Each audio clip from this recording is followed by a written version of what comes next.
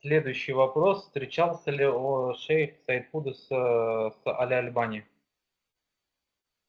آه، السؤال، هل التقيتم ب في حياتكم بالشيخ الباني؟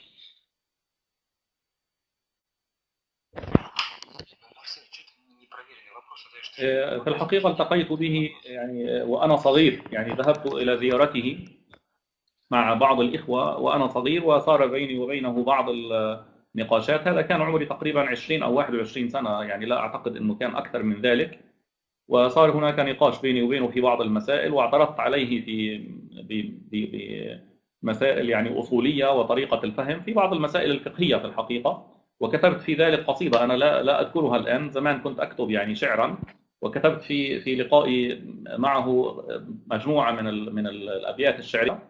ولكن بعد ذلك لم ألتقي به. والحقيقة أنه السلفيين سواء كانوا يعني الألباني أم غيره من أتباعه وطلابه والذين يعملون على نشر الدعوة السلفية، في بداية الأمر إذا لم يكونوا يعرفون الإنسان يلتقون به ويظنون أنهم قادرون على إفحامه ومجادلته وإلزامه الحجة. لكن مجرد أن يعرفوا أن عنده شيئا من العلم في الحقيقة، فإنهم يرفضون مناقشته أبدا، ويدعون أن الابتعاد عن المبتدع وهذا سبيل السلف، علما أن هذا ليس سبيل السلف وليس طريقة صحيحة، خصوصا في ظروفنا هذه، لأن الله سبحانه وتعالى أمر بالدعوة وبالمجادلة والدعوة الإسلام وهداية الناس جميعا، سواء كانوا من المنحرفين من المسلمين أو من الكفار. فإذا كانوا يعتبرون السلفيون، يعني إذا كانوا يعتبرون غيرهم ممن يعني يخالفهم مبتدعا، فهذا المبتدع أولى وأحرى أن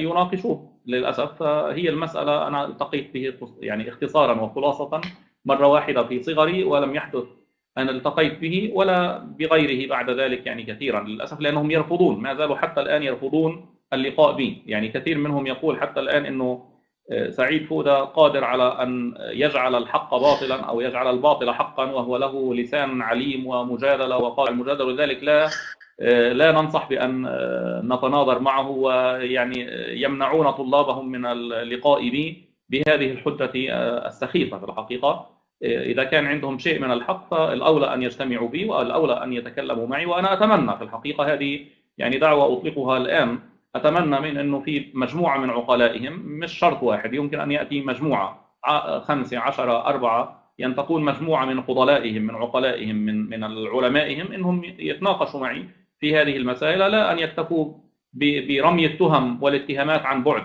فليجلسوا كيف أنا أجلس معكم تسألونني وأجيبكم، فليجلسوا معا، يعني يجلسوا معنا مباشرة، ونعرض عليهم هذه المسائل ونقول لهم أنتم أصبتم هنا، أخطأتم هنا، هذا هو الدليل، هاتوا لنا رأيكم. لكن للأسف أعتقد أنه لا أحد عنده القدرة منهم إذا شكلك كما للقاء والجلوس فهمتم في أني هذا مرة المكان. في نعم صغركم، تفضل. Уважаемый шейх говорит, واحدة что فقط. نعم. один раз в молодости он встречался с шейхом Альбани, и даже был разговор вокруг о некоторых вопросах, касающихся фикха, и после этого он с ним не встречался. Говорит, ну вопрос о том, что встречался я с шейхом Альбани или не встречался, это очень муссированно, так сильно активно обсуждается, что вот он не встречался или встречался, как бы об этом очень много говорят и как-то обвиняют с некими нападками на уважаемого шейха.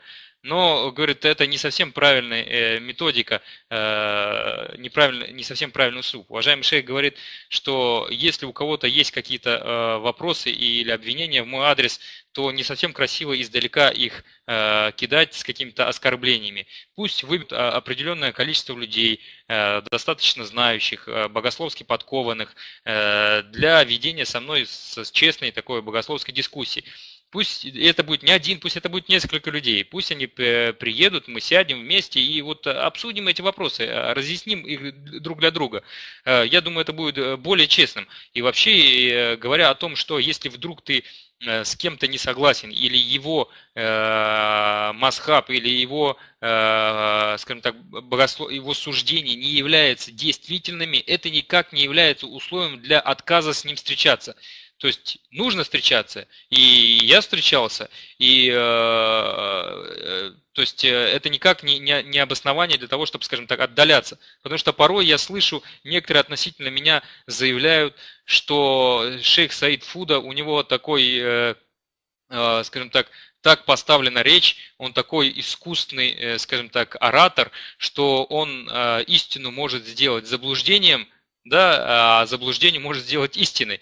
И вот именно поэтому ни в коем случае с ним не разговаривайте, даже не ходите к нему на уроки, даже его не слушайте. Но я считаю, что это неправильно. То есть я считаю, что в любом случае любой человек, имеющий какие-то мнения или несогласия с этим человеком, это никак не ставит его в позицию не общения, наоборот, для решения и нейтрализации этих сложных моментов нужно выходить с ним, выходить к нему и общаться.